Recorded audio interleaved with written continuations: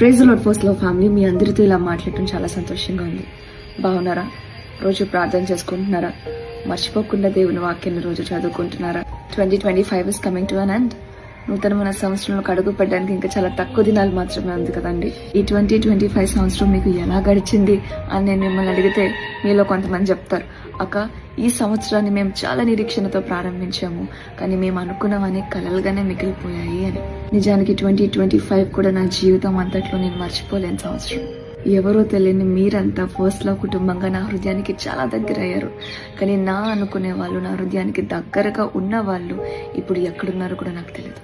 సమూయేలు గ్రంథంలో మనం చూస్తాం కదా, ఏలి ఆమెను చూసి మత్తురాలై ఉందేమో అని అనుకునేంత బాధతో ఏడుస్తుందంట హన్నా. అమ్మా, ఒక్కసారి జ్ఞాపకం చేసుకోండి, ఈ సంవత్సరం అంతటిలో మీరు ఎవ్వరికీ చెప్పుకోలేని బాధలు ఒక్కలే కూర్చుని ఎన్నిసార్లు గుండెలు పగిలేలా ఏడ్చారు, బాధను దిగుమింగుకుంటూ ఆకలి వేయక తినడం మానేశారు.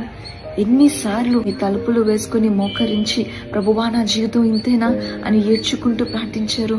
మీరేమనుకుంటున్నారు? ఈ కన్నీరంతా వృధా అనుకుంటున్నారా? ఒక దైవజనురాల దగ్గర నేను ఒక మాట విన్నాను కదా, దేవుని పాదాల దగ్గర మనం కార్చే కన్నీరు నిజానికి మనం పెట్టే పెట్టుబడి అంట. ఏదైతే కన్నీరుని ఆయన పాద సన్నిధిలో మనం కారుస్తామో దానికి రెండింతలు ఎక్కువ దేవుడు ఆశీర్వదించి అవే కన్నిటిని ఆనంద బాష్పాలుగా దేవుడు తిరిగి మనకి ఇస్తాడట. అవును, మనకి నచ్చినట్టు మనం కోరుకున్నట్టు మన జీవితం ఉండకపోతే మనం నిరీక్షణ కోల్పోతాం. కనుక నా ప్రియ ఫస్ట్ లవ్ కుటుంబమా, నేను మీకు తప్పుడు నిరీక్షణ ఇవ్వాలనుకోవట్లేదు. మీరు ఏ స్థలాల్లో అయితే ఏడ్చారో అదే స్థలాల్లో నవ్వబోతున్నారు.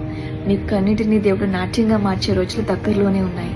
మనం ఎంత భరించలేని బాధలో ఉన్నా దేవుని దగ్గర నుంచి వచ్చే ఒక్క మాట చాలు ఆ బాధనంతటిని మర్చిపోయేలా చేయడానికి.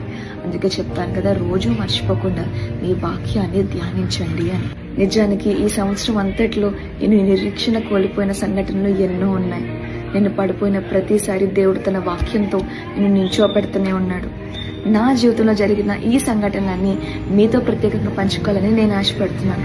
కనుక దేవుని చిత్తం ఉంటే దేవుడు అక్కడ ఆలస్యం అయితే ఈ డిసెంబర్ 29వ తారీఖు అంటే సోమవారం రోజు ఐపీసీ ఎలిం ప్రేయర్ హౌస్ ఇచ్చాపురం వారు నిర్వహించే క్రిస్మస్ హోప్ ఫెస్టివల్ లో వీటి గురించి నేను మాట్లాడాలనుకుంటున్నాను.